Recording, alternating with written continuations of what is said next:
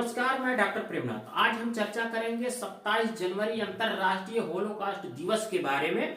Holocaust इतना भयानक था, इतना क्रूर था कि इतनी ज्यादा हत्याएं हुई थी कि दुनिया में इतना बड़ा सुनियोजित तरीके से हत्याएं नहीं हुई है। यह हत्याएं हिटलर द्वारा किया गया था। इसकी पार्टी थी नाजी पार्टी।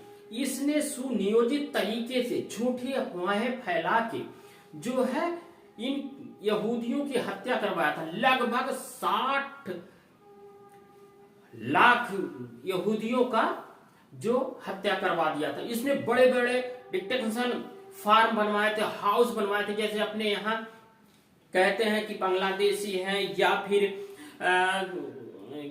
तमाम प्रकार के बाहरी लोग हैं, तो डिटेंशन फार्म बनवा दिया जाता है जिसमें उन लोगों को कैद कर दिया जाता था। इसी प्रकार से उस जमाने में 1933 में जो है हिटलर ने बनवाया था और यहूदियों को उसमें कैद करवा लेता था। उसने ये संदेश लिखा था कि काम के बदले ही आजादी मिलेगी, अगर आप काम करेंगे तो आपको छूट दी जाएगी, आप छूट सकते हैं। लेकिन ऐसा जीवन में कभी नहीं हुआ, जो कभी भी कोई नहीं छूटा।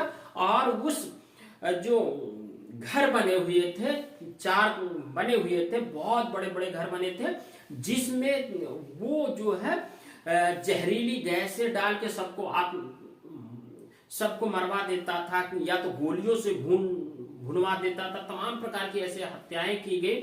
और भट्टियों में, जैसे कई ऐसे भट्टियां होती थी, उसमें जो है 2-2 हजार शवों को जलाया जाता था। तो ये इतना भयानक था कि आप सुन के भी देख के रूह कांप जाती थी। उस समय की ये बात है कि कितनी क्रूरता दिखाई गई इन लोगों के प्रति।